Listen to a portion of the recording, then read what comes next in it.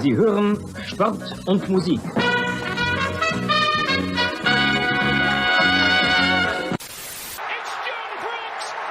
John Brooks for the USA! Das Spiel ist aus! Deutschland ist Weltmeister! In a world where fans fight over whether to call it football, or soccer, two German men defy the odds and call it Fußball. Bringing you inside the German-American football experience. And now, here are your hosts, the Schnitzel Boys.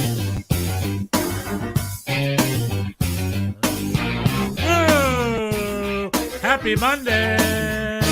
Happy Montag! It is Monday night, and that could only mean one thing. Party with your boys, the Schnitzel Boys. The Schnitzel Boys. The Schnitzel Boys. It's not a party. Not a party today. Until the Schnitzel Boys show up. We're sad. We're sad today. I just saw. Is it because, why are we not happy, Bjorn? Why not? Come on. Why are you being a party pooper? Or not a party pooper? Why are you being a party pooper? Ronnie, it was rumored for a few days. It became official today. Ronnie Dyla, NYCFC coach, is leaving us in the middle of the season to go to Standard Liège, Belgium. Standard Liège. Lutich. I don't know. Lutich in German. That's how you say it? That's how you say it in German? Lutich? Standard Lutich. When I was a kid, Really? the team was called Standard Lutich in Germany. Really? Anyway. Interesting. Yep. But I guess Is that in French, German-speaking Belgium? No, right? there's no Because German there's a small speaking. part of Belgium. Yes, there is. It's called Eupen. There's a small. Well, town I guess called that's Eupen. where that town in Germany was known as Lüttich. I don't know. Maybe that is no longer PC to say. Maybe this is I don't know. This is a World War II kind of a Probably. remnant. I don't know. I have not. But there is a very small. It's worth a YouTube. I think there's even a German language Belgian channel right for that reason. There's a very, very, very small part of Belgium that's officially German speaking. It's German Belgium. Most of Belgium is Flemish or French, but there's a very, very small part that's German. It's called Eupen, E-U-P-E-N. So I'm wondering if Liège is Liège is a major city and municipality of Wallonia and the capital of the Belgian province of Liège. Liège. You just So pulled it's out of your butt Liège. right now? I'm reading Wikipedia. Wikipedia. Luke is Dutch. The Dutch name is Luke. The Walloon name is Liège or Liège. And Okay. Lüttich is called Lüttich in German. Boom. So it's just a German version of it. I don't know why yeah. Anyway. But Standard Liège, most famously, where what's his face played for many years. I mean, that great this center is just the beauty of the Schnitzel Boys. You can just throw out any random team, and you are gonna have you're gonna an have 10 American who minutes. played with him. You're gonna have Gooch. 10 minutes of trivia. Gucci and Oh Yewo, I right, think, that is where Gooch played after his career was ruined by Zlatan Zlatan. Ibrahimovic. He went to And then Liège. I think he hung out in Malaga for a bit. I'm trying to think. But I think that was his main. Unless I'm mixing it up. Let me look it up right now. Yeah, you can give me any club. I'll give you a trivia, some sort of trivia about that. Gucci and Yewo was at Liège for. Let me see here. It's loading. From 2004 to 2009. Quite a chunk. And then he went to Milan after that. Got Oh it. wow, 5 years. Wow. Okay. Yeah, Standard Liège in Belgium was his mainstay, and then he went off after that, and then he had his sort of topsy-turvy career outside of Liège. But Standard Liège was his standard, and now His Gucci standard was in team. Belgium as a sporting director. That was a standard team. Now he's a sporting director at a second division club in Belgium. When he's not threatening to beat Mexican women on TV. Yes. Google that. Let's see what his other. I'm trying to think. He was, Oguchi Onyewu. This is a little known fact. He was, no, I'm sorry. I want to hear this fact. What do you got? No, What do you got? I'm as I'm about to say it, I'm realizing I'm getting it wrong, and now it wasn't Gooch. There was another former men's national team player that was on NYCFC's roster in 2015 but never recovered from injury and never played for the team. But that was not Gooch, but it was somebody like him. Oh my God, it was. Trying to think who. Hold on, now I'm going to. Jay Demerit, maybe. No, it was. I think he was already retired. Hold on. Yeah. Oh, he's not on. He's not on the. He's not on the roster. He's a Greek guy, Greek American. Come on, you know this. Greek American. Yeah, defender. Center back. Greek American center George back. Stephanopoulos, the former White House. I don't. He wasn't a main center back then because I wouldn't. He's not ringing a bell. George John. Oh, I don't know much. Who's George John? That's not a George Greek name. John. He was a defender. Who's George John? He played for West Ham, but not really. And then he and he was a U.S. men's national team center back. Well, he was. I guess not. I guess he did not play for the national. I think team, you're he was a very your NYCFC perhaps. player. I'm sorry. I think that's more of a club player, and I don't really know. Okay. Yeah. No. It was not. It was not the Gooch. I'm looking up right now. George. This John. was completely. Yeah. I'll totally. No, I take Dallas. this all. I take this all back.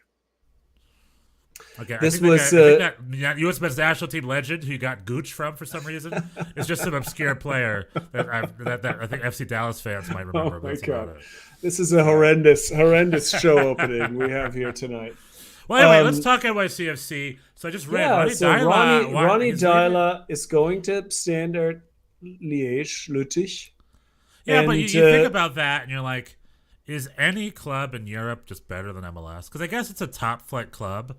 But it's Belgium. It's not. I mean, I certainly had that reaction. I was like, this is at best a lateral move. I mean, they're not the biggest team in Belgium, according to Transfermarkt. Their squad is valued significantly lower than NYCFC. They are not a contender. I mean, there's a CFG connection. They have a new sporting director who is a CFG guy, and I think that's how this came about. And maybe they're going to spend some money. And I mean, the team was good in the 80s and 90s, right? They were a regular European contender. Right now, they're not good. They were 14th last year. But I don't know if there's some. I mean, it seems like, and I've heard Belgium. I think Anderlecht and I think Club Brugge. Yeah, and those are the mainstays, and Liège is maybe wants to compete. I don't know. And also, it seems like Ronnie wanted to go back to Europe. I think there has been some rumblings about his family and just him wanting to be closer to home, and that seems to be the motivator. He had a clause in his contract that needed to be triggered, so they're paying some money for him. But I guess he wanted to go, and so it came together very quickly. Right now, there's this international break, so this was a good time, I suppose, to do it. But yeah, I'm feeling sad about it. That is sad. I guess, like I said, he needs to go back to Europe. But as far as his coach has been in his native Norway, right? He's Norwegian. And then NYC, and then the only other club outside of Norway was Celtic. Yeah. Mm-hmm. And Celtic's a big club. And then he did NYCFC, which he had success at. And now he's going to Standard Liège. And to me, like after Celtic, Valeranga, NYCFC, then maybe Standard Liège are kind of obscure moves, don't you think? So maybe he's trying to make his way back or something. Because like Standard Liège doesn't seem like a step. That seems like a step down from Celtic. Am I wrong? I think Celtic is a bigger club with a bigger reputation. Well, but it took him a while. He had a couple of years in between. The Celtic thing, I don't think went well. I think. He was there for 2 seasons, I think. But yeah, he went. What I'm saying is like if you're gonna go back to I don't know. Yeah, maybe this is a way to work his way back up to a club like Celtic. Maybe that's his. Well, maybe that's his. I guess so. I don't know how. Well, that's I mean, if you want guys, he was a good coach. Well, he was. Yeah, I mean, he won the fucking cup, That's MLS can't Cup. be. That's I was also the problem of our league, of being a summer league. We lose key players halfway through the season for no right, and reason this has other than happened. This other has leagues happened have a different before, schedule. right? Yeah. This happened with Patrick Patrick Vieira. Vieira, Jesse Marsh. This is for me. we have not had. Yeah, I mean, Tati maybe this is a good. Castellanos Tati is linked. Castellanos is He's still, still linked, right? He's been although making, as of today, we heard from David Lee, sporting directors, that no offers have met the valuation. Supposedly, right, the 15 million, 15, 16 million dollars is what the club wants, and nobody has offered that. So he's still, we'll see what happens there. Yeah, this is Ronnie. He's 21, 22. Tati Castellanos is 22 years old. How old? Is that real? How old did you think? I thought he was older than that. Because then if that's the case, 15 might be million 23. is kind of a He's steal. 23. He's 23. I'm just 15 just million is a looking it up. steal. That's a good value. If Ricardo Pepi costs $20 million, then Tati Castellanos costs at least $20 million. Well, Pepe's 18, so he's much younger. So yeah, I don't know. 23 is young enough. I mean, how much younger do you need him? Well, I mean, I think the like, is he a number 9 would he be a number 9 in the Prem? No. Would he be a winger? Yes, maybe. It's not quite clear. If Tati Castellanos went to Bochum over the summer, and Bochum had Tati Castellanos. But Bochum doesn't pay $60 million for people. I'm just saying hypothetically. I'm not talking about the valuation. I'm talking about the quality of squad. If he went to Bochum, he'd be a number 9. Bochum would gladly take him. He'd do well at Bochum, I think. Yeah, he'd do. I mean, I think he'd do great in a lot of places, but I don't think I don't think it's. I think the problem is because I have the same reaction. I don't think that's that much money, considering especially nowadays, what people are paying for.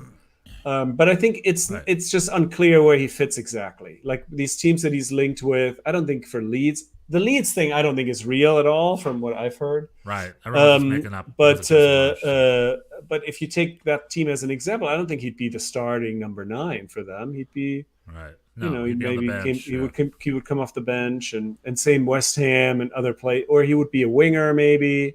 Right. And so it's just kind of, it'd be more of a project. It's not like I think that's probably what it is. People don't think of him as like somebody that just sort of drops in. But anyway, back to Ronnie. I still need to process this. I'm still upset. And so who is Nick Cushman? I just read the Butcher. Nick Cushing. Nick Cushing. Nick Cushing. Like, related to Peter Cushing, the great actor? I don't know. I don't know the answer to that question. I hope so. I'm looking at he's a relatively young guy, and he had great success with the Manchester City women's team. He won some trophies. He coached them for a bunch of years, I think 6-7 years, and was very successful. I think they made the Champions League semifinals, and then he came. I mean, I at the time thought this was curious because he arrived at NYCFC around the same time as Ronnie did. I think exactly the same time as Ronnie did. Yeah, and I'm reading it now. He was his assistant. Yeah, and I thought sort of was surprised that like somebody, he was very successful with the Man City women's team. He was there for 7 years, and now he's an assistant at NYCFC. I don't know. It just seemed like a huge kind of step down. But he talked about this a little bit. He felt like that was a move for him at the time. He felt that he wanted to make because he was a head. He was talking about today in the press conference about being a head coach is just all consuming, and you're just focused on the team. You're focused on everybody else, and you're not really that focused on your own development. And he felt after 7 years there, he wanted to be an assistant. He wanted to be somewhere where he could develop a little bit. And at the time, I thought it seemed like he was kind of, a little bit the hedge of, because Ronnie Deila at the time, I don't think was the first choice. I don't know that for sure, but I know there was a lot of back and forth, and he was hired very close to the season and kind of out of nowhere. And so I don't think he was the number 1 pick. And so I think it seemed to me at the time that Nick Cushing was hired as sort of a hedge. If Ronnie doesn't work out, we have somebody on staff who has some head coaching experience who could take over. And it seems, although he said today that was not the idea at the time for him. He wanted to be an assistant. He wanted to be learning, and he wanted to be in a group.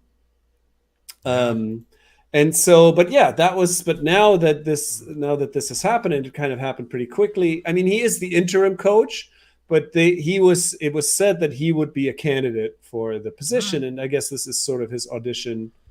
And I mean, I think that's the big difference from the Vieira situation. I mean, the Vieira situation was, so this was in 2018, around the same time, there was some interest. Patrick Vieira went to Nice, and this dragged on for a while. Those rumors were swirling around, and he like really sort of, I mean, just lied about it. Like, he was asked about it, and he said, "Oh, right, there's no truth to this," and he went to meet with them, and then said afterwards, "Oh, that was just a family thing," and just, and then just kind of disappeared. And then just disappeared. Available? No, he's head coach of Crystal Palace. Yeah. Currently, I was gonna say maybe he's available. Maybe he can back. No, he is not. He's in the Premier League. He's gonna coach Arsenal next. Once this Arteta era ends, then Patrick Vieira is gonna coach. He's gonna go to Arsenal. That's what's gonna happen. He's not coming back here. That's his trajectory. But anyway, he left. So then, in the middle of the night, now you got this new guy, but he's from and Man he City, no, and he took all his, what I'm talking about here is that there's all this. He took all his assistants. Right. Talking about Patrick Vieira, he took all of his assistants and his entire staff, everybody. One of them actually being Christian Latanzio, who is now in charge of Charlotte FC. Oh, really? He was part of his staff, and then went to Nice with him, so that then became very difficult. They hired Dominic Torrent very quickly, and first things went very well. He won the first few games. And then he started tinkering, and everything just kind of fell apart. Right. For a while, and then eventually came around, and he also was successful. He only lasted a year and a half. We have not had a coach last longer than 2.5 years in our history. Ronnie and Patrick Vieira were a New York minute. That's it. That's how it's called a New York minute. How long they lasted, and. You know what coach you've been waiting for forever that still hasn't made his way down there, but he's going to be the ultimate coach, and he's going to coach you guys for 20 years. You know who it is? Bruce Arena. Ugh, come on. No. He's coming back. He's coming home. He's from New York. He's coming home. He's Brooklyn Bruce is coming. Long Island Bruce. He's coming home, and he's going to be your head coach for 20 years. As long as CFG owns this team, Bruce Arena will not. He would hate to answer to England. It's never going to happen. I think he'd be a perfect New York coach. I think he'd crush. You take him. Let the Red Bulls. We had him. We had him once. We fired him way too early. Take him back. I'll gladly. No, I mean, I guess that is the problem with the European imports. They want to go home. They're looking for other. I mean, Ronnie was kind of, he seemed like a good pick in that regard, that he wouldn't just kind of up and leave. But I guess he's Norwegian. He's the type of there's two types of Europeans. There's the travelers and the non-travelers. Right. I'm not talking specifically that, but the English. We heard that last week, right, from you. The English don't travel well at all. True. The Norwegians, great travelers. Norwegians, Irish are good. Eastern Europeans are good. They're people. Germans are good. Germans, excellent. They're the type of people that'll come here and stay here and do well here. You know what I'm saying? Well, Ronnie came and he did well. I know. I'm not talking about he did. I'm not talking about like nationality here. I'm talking about like level of where you come from in the footballing world. Like if you're an English top flight dude who's never left England. And leaving England is tough unless you're going to like Spain or Italy. Other than that, it's tough. So coming to the United States is maybe too much of a culture shock or too much of a step down in many ways.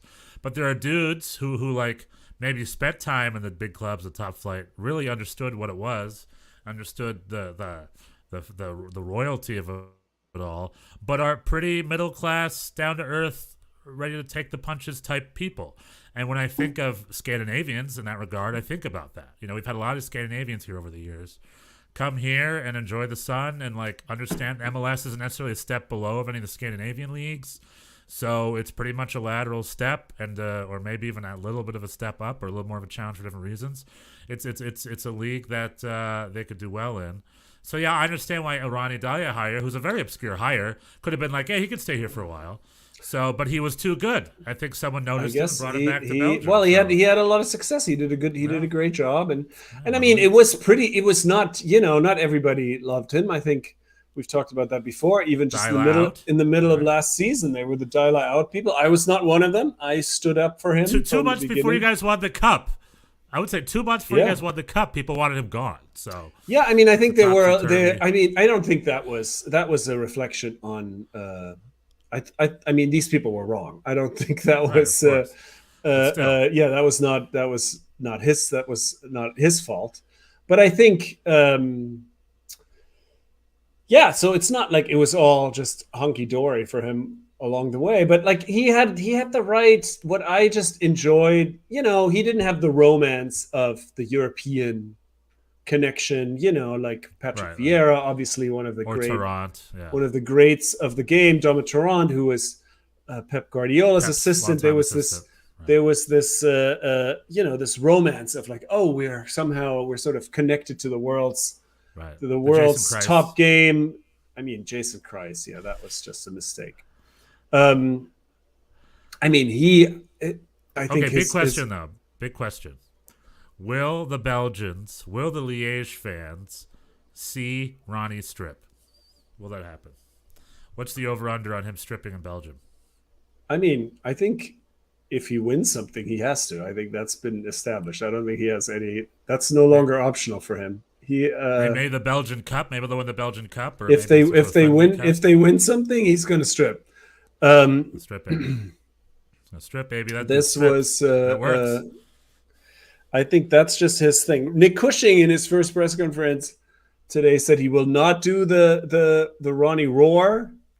That he won't do that. Nobody asked him about taking his. I don't think he'll do that either. He'll probably do that. He'd offer it. So I googled it. If he was related to the great actor Peter Cushing, famously played Van Helsing and also famously played Grand Moff Tarkin in the original Star Wars movie. It is unconclusive. I can't find any linkage between the two, but I can't find any documentation saying they're not related. So maybe they're related. We'll see. I will have to. I mean, there are. There is some, I guess, reason for optimism. Perhaps, I don't know. He seems like a good company guy. He has a lot of CFG experience. He really emphasized this idea of continuity. He seems. It's not clear. I guess this happened very quickly, and so there wasn't really a lot of. I mean, he's the interim coach, and he was talking very short term. He's focused on the game on Sunday. Then there's an Open Cup game. You should apply. And I should apply to be the. You should be the next head coach. To be the head coach. No, I want to be the. Be good for the podcast. I want to be the mayor of NYCFC. I don't want to be the coach. The That's probably way more realistic for you. Are you running for mayor? Mayoral candidate. I'm Brooklyn Borough president of the NYCFC. I would like to be the mayor of NYCFC or the historian. I don't know. Why the not mascot. Right. I mean. Anyway, the highest level of coaching that I've ever done is U10. So I don't know. Hey, that's 10 years older than I've coached. So well done. And it was it was difficult. But did you guys? It was difficult coaching the U10s. How difficult was it? Well, the parents are difficult. Oh, right. It's you have the. I mean, even at that level, you would have people like, well, my son, you're putting my son into defense a lot, and he's really a striker.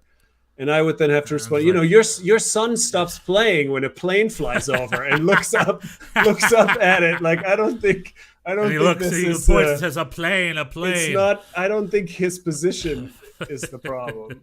You don't understand. My son's a false nine, defensive winger hybrid. There was it's a like lot your of that son kind of. There was a lot of that kind of thing. Your son doesn't know the difference between right and left. That was my biggest problem when I played soccer as a kid. He'd always like go to the right field. I was right away, and I'd run to the field not knowing what right and left was. I'd be like, I hope I'm supposed to be where I'm supposed to be, and I would just stand there in the middle of the field. Oh, which while the right? game was happening. Which right? I never know. Okay. Yeah, I was 16, so I still didn't know my rights and my lefts at that point.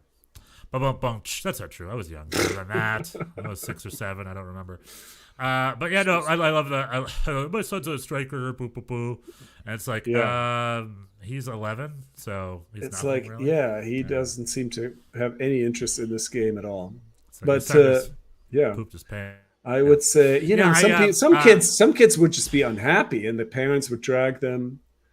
And I'd be like, you can have a fulfilling life without any team sports. This is not. Your kids want to play Pokemon. It's not really. mandatory.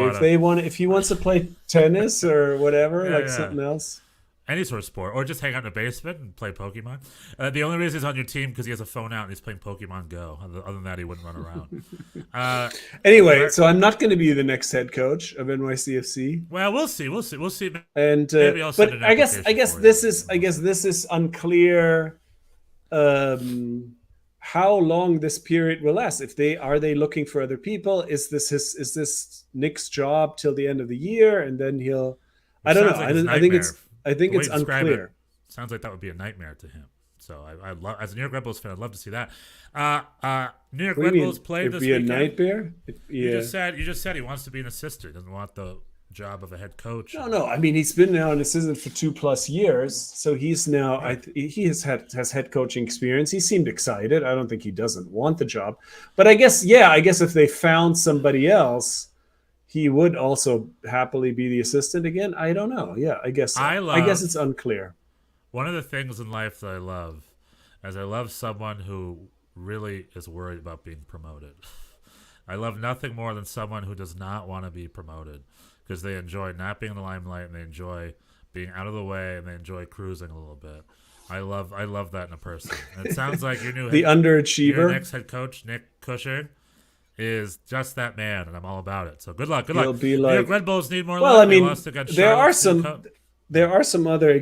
You want to? Are we moving on? Is this it? No, are you done with this topic? We have so much to talk about. We spent 30 minutes talking about NYCFC. What do we have to talk about? There's nothing happening. We have 3 international games we got to talk about. Got to talk about Germany twice. Got to talk about USA Grenada. There's New York Red Bulls played a game over the weekend. Nothing else important is happening. MLS games happened over the weekend. This should be the Ronnie Dyla appreciation show. There should be Costa Rica's playing for a World Cup spot tomorrow. Australia qualified today. Yeah, I guess we can come back to Ronnie a little bit later. There's one or two other things. Germany has a tie problem. That's why I named the episode Tie Dye. Germany's got 4 1-1s in a row. Very clever. Do we have to preview USA El Salvador? We have to preview Germany Italy tomorrow. There's a lot to talk about. I'm just despondent. Chris Richards maybe is heading back to Hoffenheim. I don't know where Chris Richards is going. Chris Richards could go to Hoffenheim. I read that too. Well, what do you want to talk about since you seem to want to change the subject? I'm fine talking about Ronnie. We're talking about 25 minutes. So that subject has not been enough. Covered. Not enough. I have more to say. I have about 20 to 25 more minutes. Oh God. About a coach who's not there anymore. It's like, what's the news is done. He left. He's going to Stade Liège. He's going to Europe. Good for him. Nick Kuchtenko, maybe you got to play. If you could pick anyone as your next head coach, who would it be? How about that? I'll yes and I'll go on. Who would you like to be the next NYCFC head coach? Pep Guardiola. Well, okay, that's a possible. Now I actually do. MLS coach. I don't think that's going to happen now, obviously, but I do think that's going to happen at some point. I do think that Pep Guardiola is at some point going to coach NYCFC. I do believe that, but that's a few years away. I would say that. I'm happy to give Nick Cushing a chance. I think he has a good staff. I was on Twitter. I said this morning, somebody was saying how, oh, this is terrible. We keep losing these people mid-season. Somebody else was saying, well, it's just how it goes. It's just not a problem you can solve. It's just something that happens. The schedule is like this. And I said, until Mehdi Bellucci becomes our Brian Schmetzer. That's what I'm hoping for long term. Mehdi Bellucci, who is now who played for the team, played for the Red Bulls too at some point. When he had long, wavy, curly hair. Anyway, he's been an assistant for a couple of years. He just seems like a good guy. I don't know. I'm hoping eventually he will rise to the top and become our Brian Schmetzer, the guy that is just going to stay forever and start a dynasty. You're Mike Petke. I see. Very good. Yeah, I hope it's. Maybe Brian Schmetzer's a better Mike Petke. Yeah. The Red Bull's great. Mike. What is he doing? What is he up to? He was at Rails. Yeah, I know there was some. He was unceremoniously fired at New York Red Bulls. Then there was some controversy because he used some bad language and he treated officials poorly, and it was apparently a curse that you cannot come back from because he was canceled pretty much. He's been canceled ever since. Yeah, he used a bad word. I don't know. Yeah, I mean he also like. Well, anyway, I don't know. Anyway, he had a great podcast. I recommend listening to it. Mikey and Dunny, Once Upon a Time. But what I'm saying is, everyone wants that sort of Brian Schmetzer, Sir Alex Ferguson, like Papa, who's like the head coach. Well, it's the Americans that last, right? The Brian Schmetzers, the Jim Curtins, and where are they going to go? Yeah, where are they going? Where's Jim Curtin going? Jim Curtin was not linked to. Jim Curtin is not going to Leeds. Yeah, or Man United. And a guy like Pellegrino Monterazzo left years ago. He's like identifies as German, I think, almost. Germany is his culture, his community. Jesse Marsch is really the exception. He's the guy that like went over and figured it out and got involved with the global. Well, brand. Let's see how that goes next year. We'll see how that goes. No matter what happens, he is the only American coach who went to Europe and then worked as a European coach successfully for a while. So, well. Okay. Next to Bob Bradley, I guess. But anyway, if you could pick, here we go. If Brian Schmetzer was your next coach, would you be happy with that? I suppose. I don't know. That's kind of hard to imagine. He's such a Seattle. He is. He's a Seattle dude. Seattle dude. Born and raised. Right. He's Mr. Seattle. Yeah, he doesn't seem like a CFG kind of hire. Right. I don't think so. That seems unrealistic. But yeah, sure, I'd be happy with him. Jim Curtin, I think they're good. They're good coaches. I think the team has done well in terms of stability and keeping people around and integrating people from Europe long term. And so, but they still are very sort of Euro focused. They're not. I mean, I guess they got burnt with Jason Kreis. That was their initial. Their initial hire was like, we're going to hire this guy. We're going to hire an American coach. I thought he was a good hire. I was really excited about that hire. Yeah, I was too. I didn't know. I mean, I really was such a casual MLS person. I didn't know who he was. But then, given his credentials, it seemed he seemed like a good hire. What we've learned since, though, about his time at Real Salt Lake is how big of a part Garth Lagerwey played and all that. Since Garth Lagerwey and Jason Kreis have left, Garth Lagerwey went to Seattle. Is still very successful, and Jason Kreis really is not. Yeah, he's an assistant/youth coach in Florida. Yeah, exactly. So they've sort of went their separate ways, and Garth Lagerwey has proven to be essentially the best American soccer executive the past 10, 15 years. Is that? I think that's fair to say. Probably. Yeah. No, I think that's probably right. Lagerwey, also German guy, of course. Daniel Young says, Daniel Young is forever a legend. Has a broken heart, emojis. Broken heart emojis all around. Yep. Bjorn has great footage of him stripping, exclusive Schnitzel Boys. Yeah. There was some footage on Twitter today, which is somebody behind me took the same footage and it has me very prominently in it, sort of reacting very enthusiastically to it. Yeah, we got to share that on the Twitter, on our very active Twitter feed that I haven't updated in like 2 months. We got to share that. So, we're not the best in social media, the Schnitzel Boys, so we apologize for the social media intense out there. That's all right. We're a little told. But anyway, I wish you the best luck with NYCFC moving forward. Here's another one. Would you guys hire that coach who just left Charlotte so briefly? the Spanish coach. What I was don't his name? think Jose. so. Miguel Angel Ramirez, is that his name? Was it? Yeah, I think that's it. Would you go for a guy like that? Well, not after what we've been hearing. I think it seems like people. Well, what have we been hearing? We've been hearing that he demanded better from his organization, and he got nothing. Well, there was the player, Christian Fuchs finally spoke about it, and he said there was a disconnect. He didn't really communicate well. There was no analysis. They didn't really watch a lot of film after games. There was he just seemed to think that it was not what he expected from a coach. If Christian Fuchs said it, then I'll take Christian Fuchs' side. For Fuchs' sake, I will take for Fuchs' sake. All right. Yeah, I mean the other thing that I was going to say about Jason Kreis is that he also, there's that movie called Win.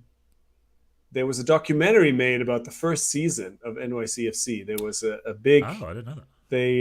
They spent a lot of time and money. Had a crew around for the whole year, and the film is for the general public, it's not very interesting because it was kind of a lackluster season, and there's nothing doesn't really have an ending that is sort of interesting in any way. But of course, if you're a fan, it's absolute catnip. For me, there's the expansion draft, behind the scenes, Claudio Reyna fighting with CFG headquarters about transfers. There's just a lot of good stuff, and also, and it kind of, if you watch that movie, you cringe a little at Jason. It was just not a good fit. He was just not kind of up to the task of dealing with sort of international players like Lampard and Pirlo and David Villa, and it was just an uncomfortable fit. There was a video. I don't know if it's part of the same documentary, but I used to be a tech director. I used to be a tech booth guy. I was in the tech booth, just like you were once upon a time, at a comedy theater in New York called the Upright Citizens Brigade Theater. I was in the tech booth on Saturday mornings. I would tech all the student shows. So what I would do is I'd turn the lights on. I'd watch soccer on the computer, and then I'd turn the lights off and on and stuff while the soccer was going on. But I always had to make sure that the audio from the soccer game was not going into the audio of the theater speakers during the show, because then everyone would just be hearing the game that I'm watching, and it would ruin the show. I remember specifically watching a YouTube video of Jason Kreis's time at Manchester City. This would have been that's another good one where he's actually hanging out with Vieira. Patrick Yeah. I know exactly what you're talking about. He was assisting on the U21s. And Patrick Vieira was like, come here. That guy's like one for the future. It's like, cool. And then I was watching it, and it was playing during a student show on the speakers in the theater. So during the student show, while people were performing and their parents and friends were in the audience, they were just randomly dancing. And I was like, why are they dancing on stage? Anyway, and it was a music part. It was like a musical intro to this Jason Kreis video I was watching. So after a minute, I'm like, oh, crap. I'm airing the audio of this Jason Kreis at Man City U21 on this poor student showcase show. And I'm just like, and they're improvisers. So thankfully they improvised well. But I had to immediately be like, whoop, and I had to turn off the audio. I just pretend like nothing happened. So for a very short period of time at a New York show, certain people heard Patrick Vieira and Jason Kreis consulting over Manchester City U21 players very briefly. So that's my contribution to Man City's digital video library and spreading the word for NYCFC and things like that. Now, I remember all that in the build-up and stuff. It is funny. Also, in the background of that Win documentary, I wonder if you can see like a young Joe Scally, a young Angelino, and a young what's his face, Gio Reyna, just walking around in the background being ignored, and be like, those guys are gonna. I don't remember. I don't think the Academy was part of that movie. Yeah, but that would have been. Yeah, those were some. Yeah, that was a good. That was a good Academy team. Anyway, good luck at NYCFC. New York Red Bulls needs help. We lost 2-0 against Charlotte on their new thing over the weekend. And Christian Latanzio, their interim head coach, former assistant. Also undefeated. He took over for Patrick Ramirez, Vieira right? for a couple Oh no. games while Vieira not after he left, but while he was out for some reason, he had like a red card Right. suspension or something, and he won them both. So he's the only undefeated head coach in the history of NYCFC. Maybe you could poach him from Charlotte. Maybe Charlotte could use a second coach in the next 2 I don't weeks. know. We'll see. We'll see. We should beat Colorado, says Daniel Young. Yeah, you got Colorado Let's go. next week. Well, Good if for you, this goes like it's gone in the past, we're going to have a few good games, and we're going to lead the Supporters Shield table and everything. Everybody's going to think we're unstoppable, and then the wheels are going to come off, and then we're going to still make the playoffs, right away. and then get eliminated in the playoffs early. That's early. That's the MLS way. That is the MLS way. That is how these coaching changes often go. I think in the beginning it's going to go well because the system is in place, the players are trying to impress, and then the new guy invariably starts tinkering, and then everything falls apart. Well, the leader of New York City FC is leader of the East. The leader of the West just got themselves a shiny new player, Bjorn. Yeah. You know that?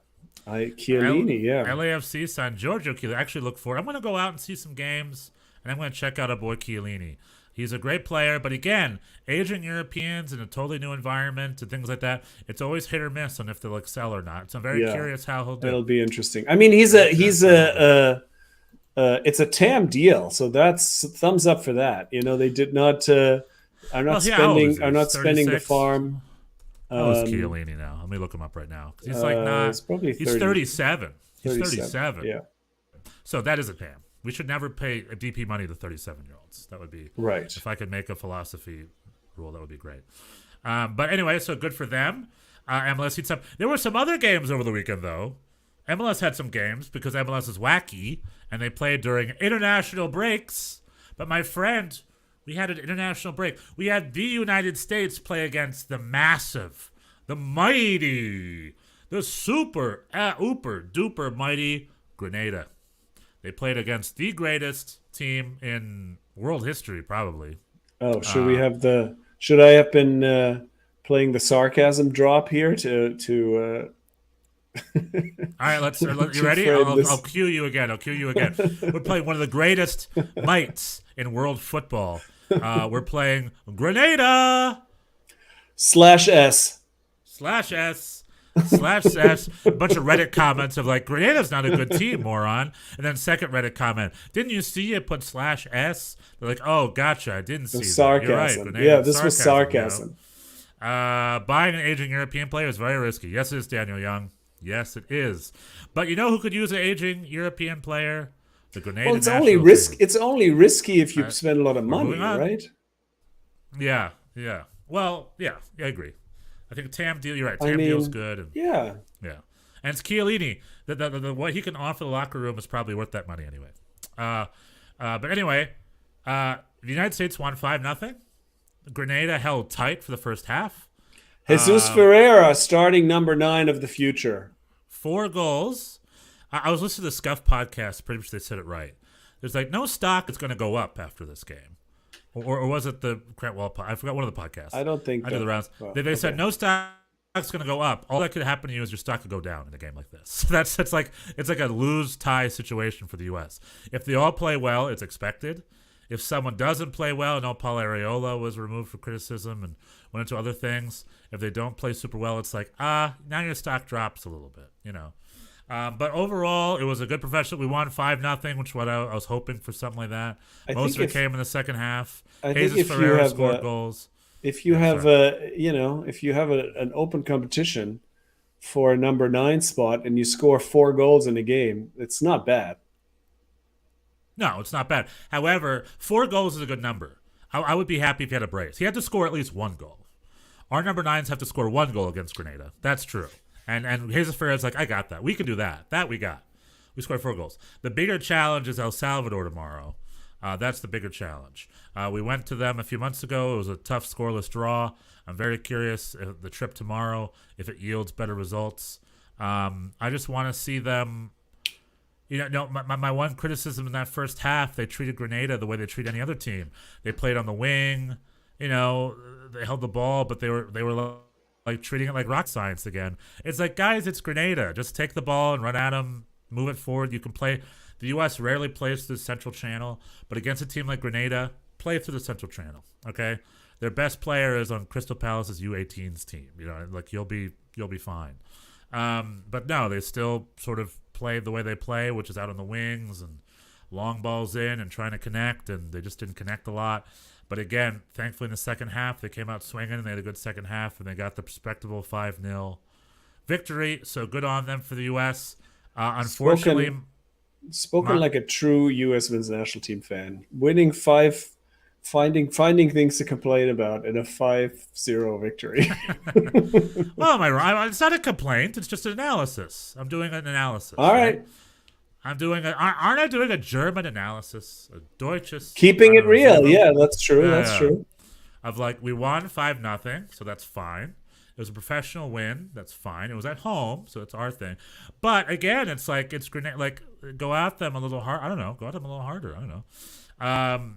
But we got 4 goals from Ferreira, and was it Paul Areola got the 5th, I think, or something like that? Yeah.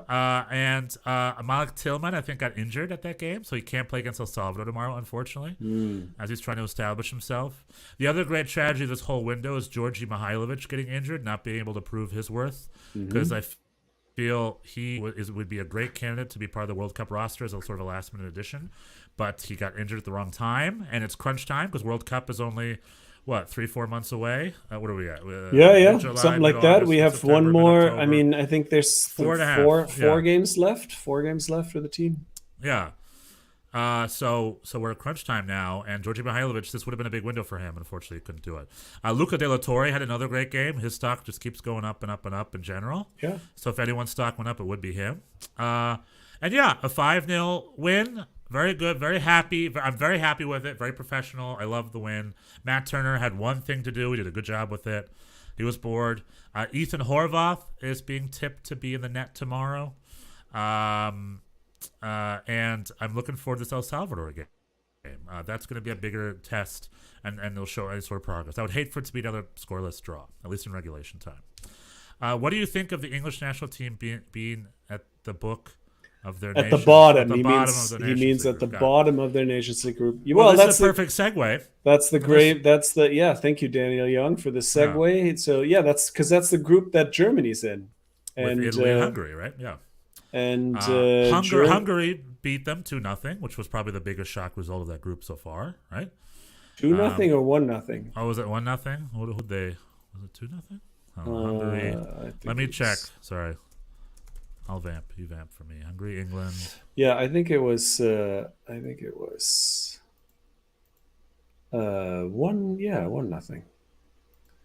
So yeah, that group, Italy's on top, 5 points. Hungary second. Hungary second. Germany is third, 3 points. Right. And England is fourth with 2 points. Yeah, they lost to Hungary and they had ties against Italy and Germany.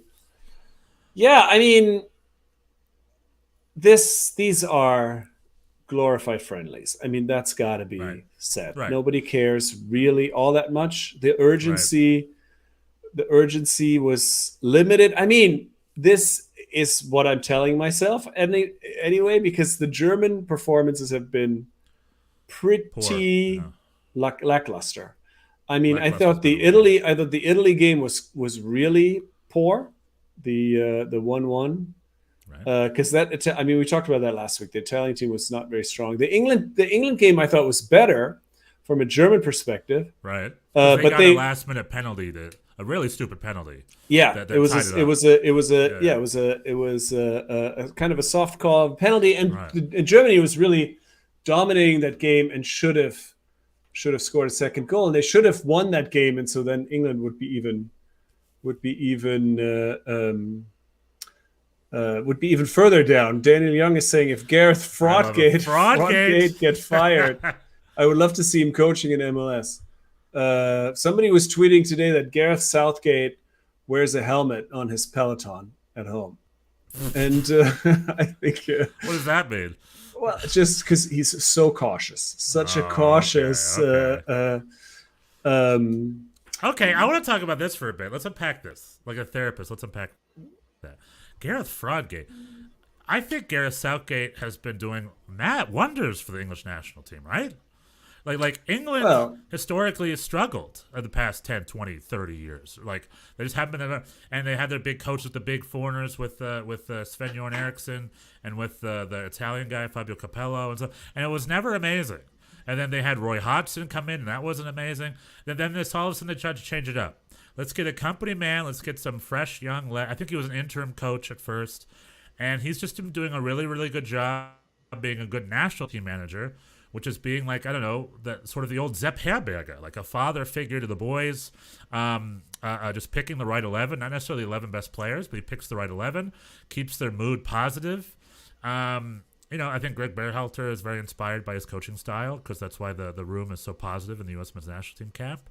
But and I think England rushed to the semis at the World Cup, and they had a final, and they were finalists at the Euros, and there's 2 tournaments. Mm-hmm. England hasn't been that good since 1990, the last time they made the semis, right?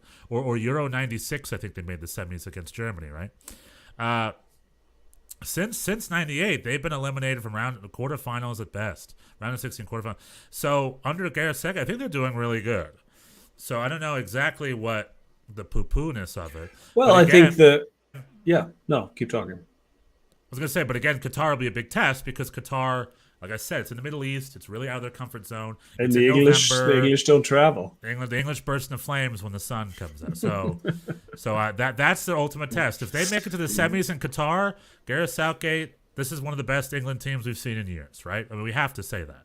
It isn't the biggest star power. The English.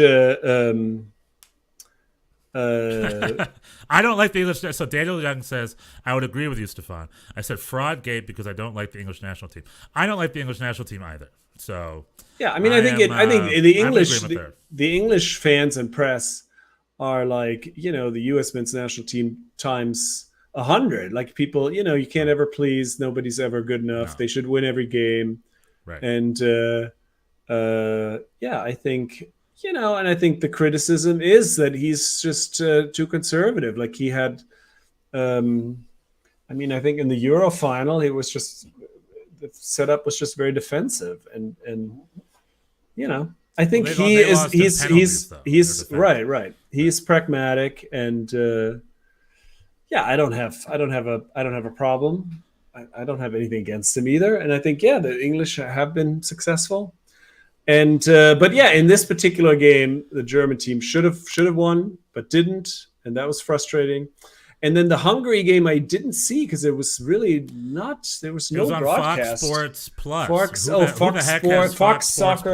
Soccer Plus. Plus. Who has that? And so I just was looking at the stats, but it seemed like Germany had 1 shot on goal in that game. So also, again, not a particularly inspiring offensive performance. What I will say is that Antonio Rüdiger is rocketing up my personal charts of my favorite player on the team. I think his name is going to be on the back of my jersey, I think, for this World Cup. I think 2022. The way he is now running the defense inspires a lot of confidence. I'm very happy with him back there. And I think the front line is still a work in progress. It's unclear who is going to score for this team consistently. And I'm hoping the most positive interpretation is that these are glorified friendlies. The intensity is at like 80%, and this is all going to get better. But it hasn't been super inspiring. I saw the highlights, and what I will say is Germany's goal by Jonas Hoffmann was a really, really good goal.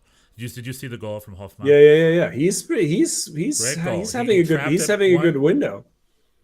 He's having a good window. His stock's gone up too, just like Rudiger. Like the way he trapped the ball, like he just it was just a really well done. It was really well taken goal. He was running in front, long ball coming in. He taps it right past the keeper, runs in front of it, and kicks it right in an open goal. You can't have a more professionally well done goal like that. Really well done from Jonas Hoffmann.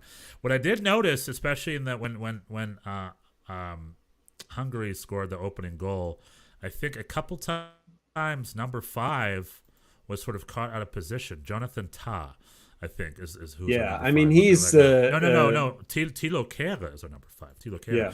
Tilo Kehrer has been having, I think, a little bit of a rough time. He's stuck out to me as sort of kind of a weakness in the back there. I think he is a little bit off. He was kind of like he was caught ball watching on that opening goal, and I think he was caught out of position once or twice. So Tilo Kehrer is having a rough little couple of games. I think the fullbacks in general are just not. There's still some up to snuff. There's still some room. I think David Raum has emerged as definitely the number one choice on the left, I would say. And Tilo Kehrer, I don't know. We'll see how he does. I thought against England that Kimmich Gündoğan midfield I thought was very, very promising.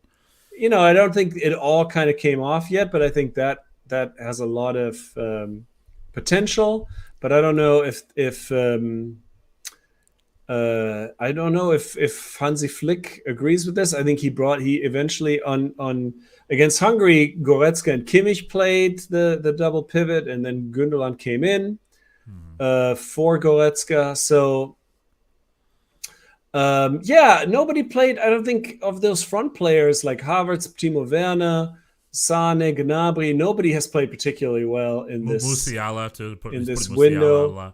I thought Musiala looked great against England for a lot of it. They were also that was another thing about the England game. There were a lot of like really puzzling substitutions at the end, and that kind of I think was partly responsible for that late equalizer penalty, which I guess obviously Hansi, the coach has to manage that. These games, they're also important to find the right formation, etc. So that's why they are mostly friendlies.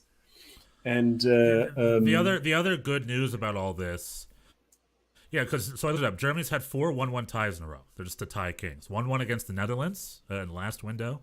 Then they had 1-1 against I guess what was it? Italy. 1-1 against England, and 1-1 against Hungary. Yeah. Then they have Italy tomorrow, and for God's sakes, hopefully they can win this one tomorrow.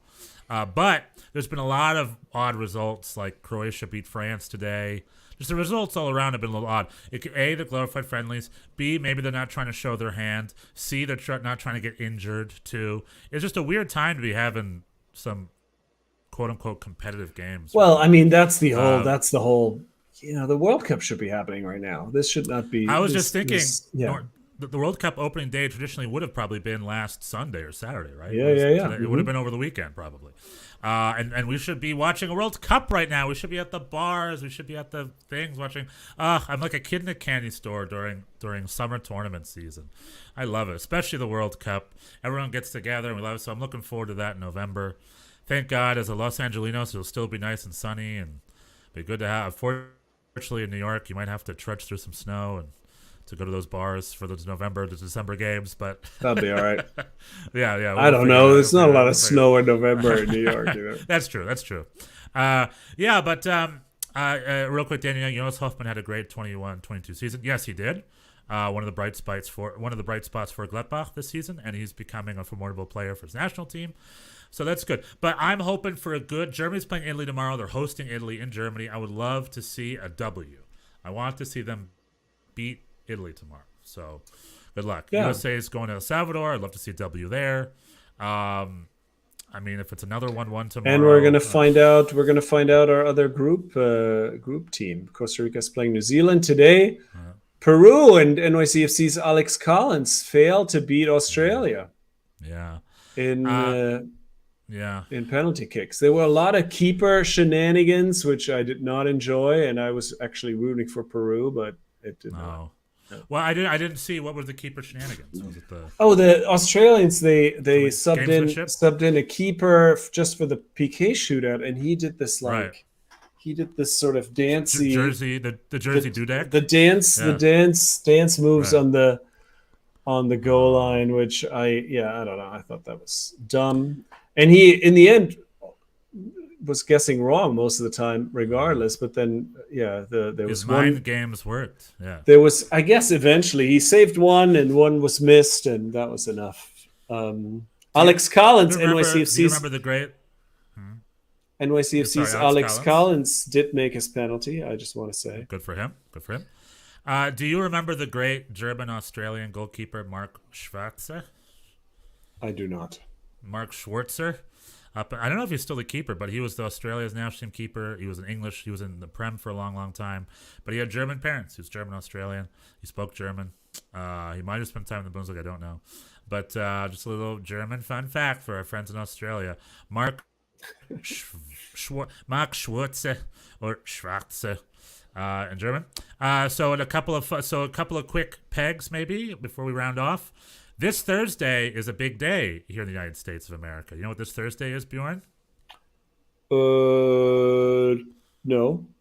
This Thursday, the FIFA World Cup 2026 Oh, right. venues get revealed. Okay. Yeah. So we get to know what games are going to be in New York and LA. So we get to see what's happening at MetLife, what's happening at SoFi.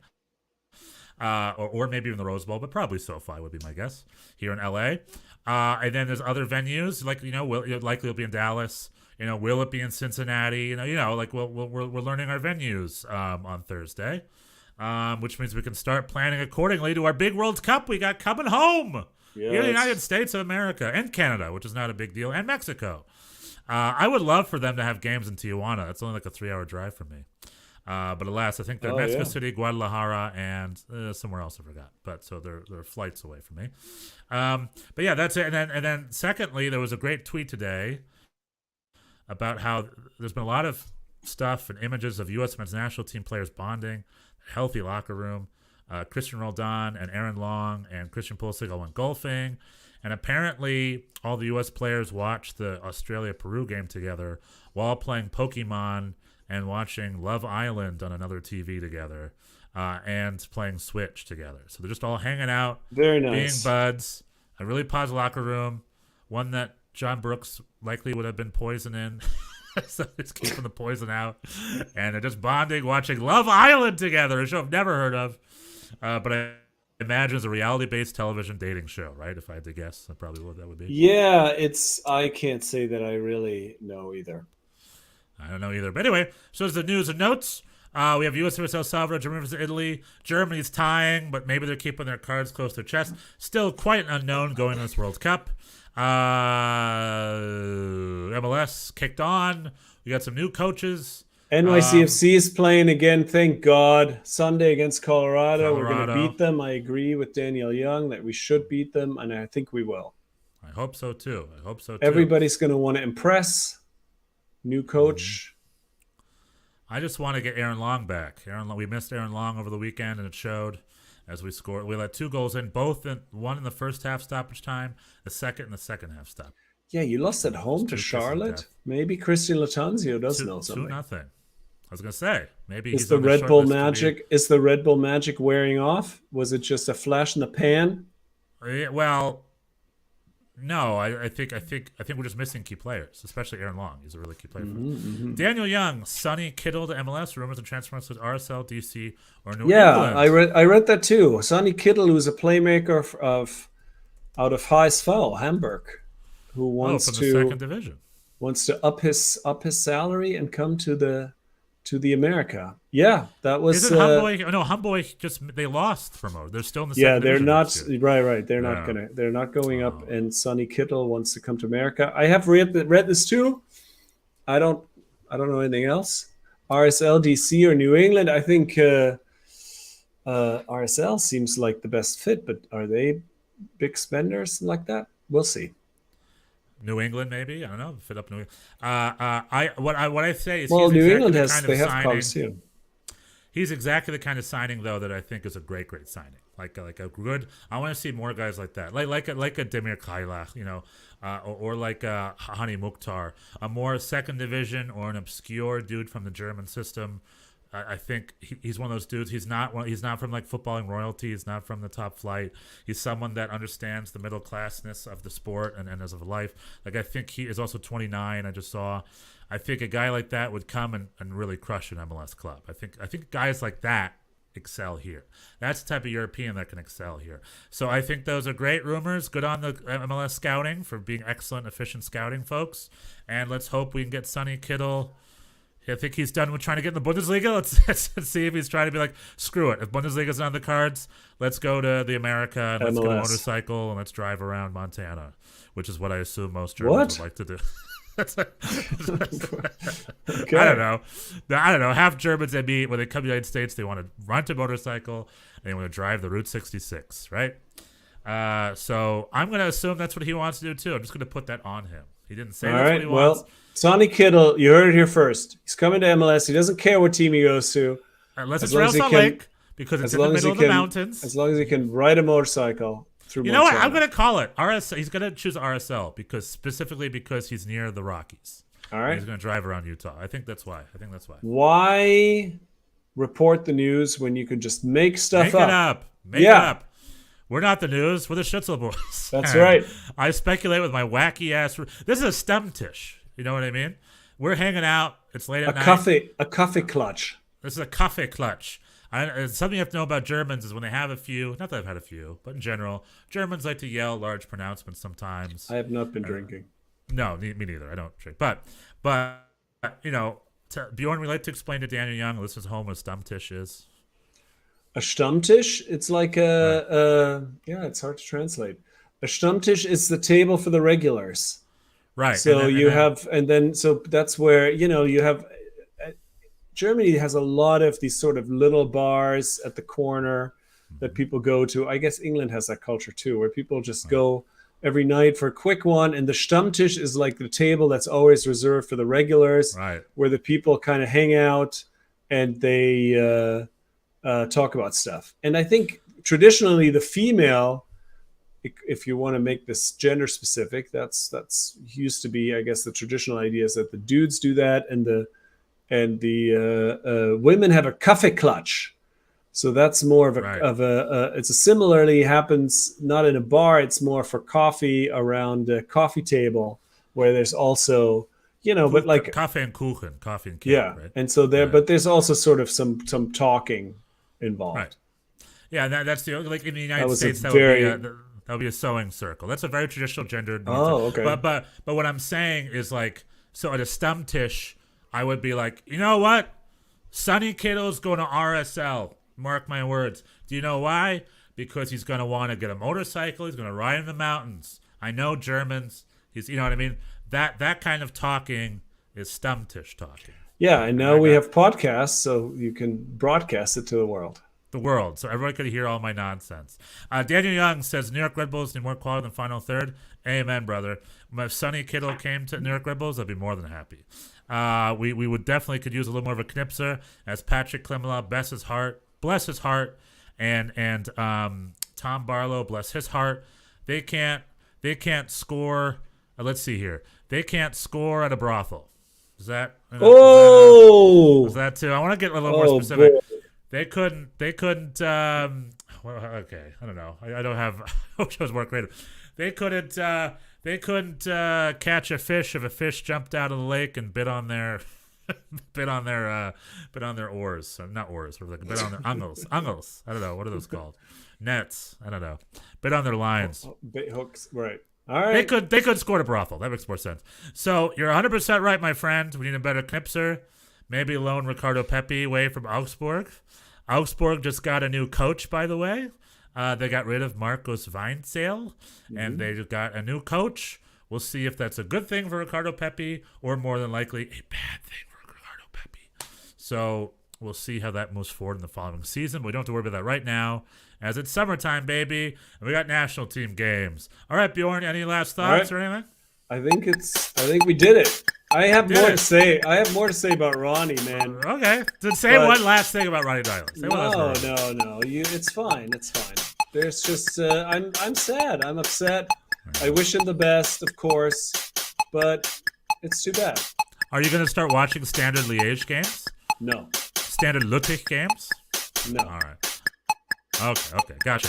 How many NYCFC players are going to transfer to Standard Liège over the next 2 months? Oh, don't even start with that shit. Like, if he starts, like, picking off Keaton Parks and stuff, I'm going to be really pissed. Oh, yeah. Oh, Keaton Parks is going to Standard Liège, my friend. Anyway, you heard it here, folks. You heard it here first, folks. All the dumb crap we said, because we say it first. Ladies and gentlemen, this has been Happy Monday, Happy Montag, because the Schnitzel Boys, we got your back. You're our buds. You're our boys, Blue. And I hope you had a good time. Tell your friends and fam. We're on YouTube. We're on podcast. And we're all about that soccer, about the German-American soccer experience. Tschüss. Tschüss. Bis Wiedersehen.